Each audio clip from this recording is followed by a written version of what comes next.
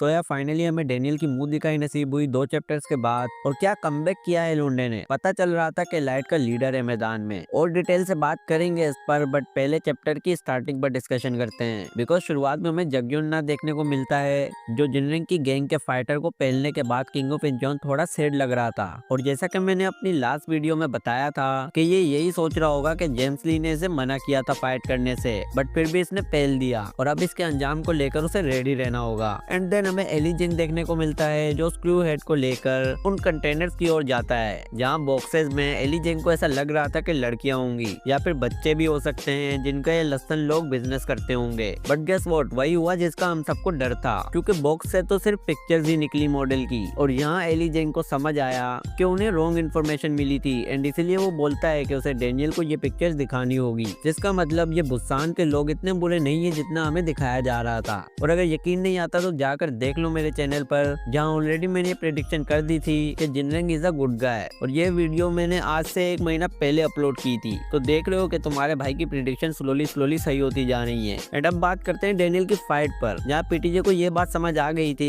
कि भाई पिछले 2 चैप्टर में हक दिया है और अब सब कुछ कवर करने का टाइम है। और इसीलिए डेनियल के साथ साथ विंजन और वास्को को भी लाकर पटक दिया एक साथ, ताकि जल्दी इनकी फाइट का कंक्लूजन देखने को मिले। एंड लेटर जब डेनियल ने फर्स्ट जनरेशन के फाइटर्स को इतना कैजुअली डिफीट कर दिया, तो आया जिनरिंग गैंग का नंबर 3 जुंग सेओक। और ये बंदे को लेकर मैंने अपनी वीडियो में कहा था कि वो एरिना का चैंपियन इसी के ही मूव कॉपी करने की कोशिश कर रहा था डेनियल के अगेंस्ट। और ये बात आपको भी पता होगी अगर आपने मेरी रिसेंट वीडियोस देखी है, तो मैं ऑलरेडी प्रेडिक्ट कर चुका था। एंड अब वास्को और विंजन की फाइट स्टार्ट होती है इस नंबर 3 से, बट वही बकवास देखने को मिली जो पिछले 2 चैप्टर से चल ही रही थी, कि दोनों लड़ाई कम और गॉसिप ज्यादा कर रहे थे, एकदम मोहल्ले की आंटियों की तरह। एंड नंबर 3 को लेकर लग रहा था कि वो इनसे नहीं संभलने वाला। इवन के मिड फाइट में हमें जेम्स ली के भी कुछ पैनल्स देखने को मिले थे, जहाँ वो जुंग सेओक को प्रेस कर रहा था। कितनी फाइट के बाद भी बंदा अपने पैरों पर खड़ा है, एंड वो तो ठीक है, बट यहाँ 2 चीजें थी जो मैंने नोटिस की और मैं आपसे भी शेयर करना चाहता हूँ। एक तो ये कि भाई जेम्स ली किस मिट्टी का बना है, क्योंकि इससे पहले वो नंबर 6, नंबर 5 और नंबर 4 से भी फाइट कर चुका था, बट इसे घंटा फर्क नहीं पड़ा, ना कोई खरोच और ना ही कोई कपड़ा फटा हुआ है इसका। ऐसा लग रहा है कि ये अपनी प्राइम में एक डिफरेंट लेवल पर ही था। और मैं सोच रहा हूँ कि कौन होगा उस टाइम जिसने इसे टो टू टो टक्कर दी होगी। और मैं विंजन के टीचर की बात नहीं कर रहा, ऑफ कोर्स वो भी बहुत स्ट्रॉन्ग था अपने टाइम पर। एंड अब मैं एक्साइटेड हूँ कि शार्प टीथ गाय के साथ जो इसकी फाइट हुई थी उसमें क्या हुआ था, क्योंकि साइको तो है ये सेकंड इन कमांड। और मैं जानना चाहता हूँ कि आखिर ये कितना आगे गया था जेम्स ली के अगेंस्ट, और क्या जेम्स ली को कोई चोट भी आई थी, या फिर ये बंदा हमेशा से इनविंसिबल ही रहा है। And now let's talk about the climax, जहाँ हमें डेनियल शॉक में दिखता है कि आखिर ये विंजन और वास्को को इतनी प्रॉब्लम क्यों आ रही है इस नंबर 3 से फाइट करते हुए। बिकॉज डेनियल ने ये रियलाइज नहीं किया कि विंजन और वास्को का पावर लेवल अपनी जगह पर है और नंबर 3 उनसे ज्यादा स्ट्रॉन्ग है। और फर्क सिर्फ इतना है कि डेनियल को इस चीज का अंदाजा नहीं था कि वो बहुत आगे आ चुका है अब इन सबसे। एंड इसीलिए तो डेनियल ने सिर्फ एक पंच में ही सुला दिया उस मॉन्स्टर को, जिसे जेम्स ली भी अपने पैरों पर खड़ा छोड़कर चला गया था।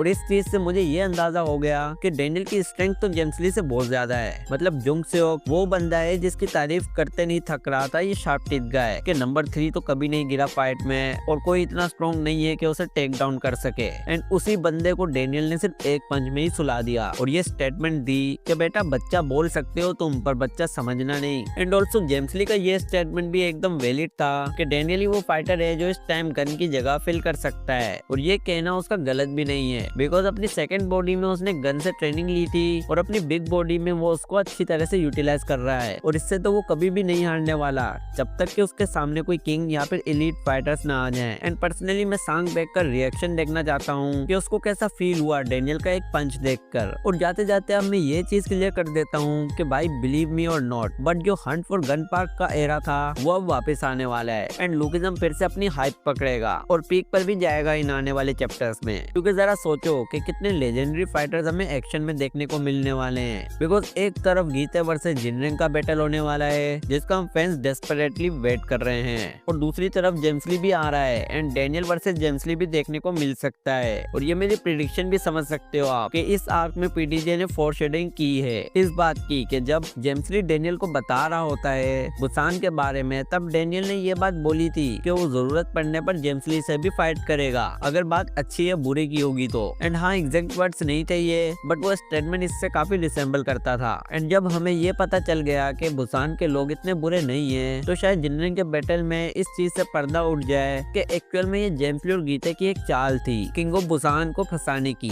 और एलाइड और एली जेंग तो सिर्फ चारा बन गए इसमें। And then I think James Lee versus Daniel भी हमें देखने को मिल सकता है, और सोचो वो कितना ओपी मूवमेंट होगा। तो खैर इस पर वैसे ही हम बहुत ज्यादा डिस्कशन कर चुके हैं, और अगर डिटेल से जानना चाहते हो मेरी प्रेडिक्शन तो कमेंट में बताओ, मैं उस पर भी वीडियो ले आऊंगा। और आज के लिए इतना ही। अगर वीडियो पसंद आई है तो लाइक करो, चैनल को सब्सक्राइब करो। मिलते हैं नेक्स्ट वीडियो में। Till then good bye. उठे थे कहने दो बातें हमारी वो सारी जो कहनी थी तुमसे सभी, बहने दो आंसू ये यादों में तेरी, क्यों ना सुनी किसी ने भी हमारी दास्तां।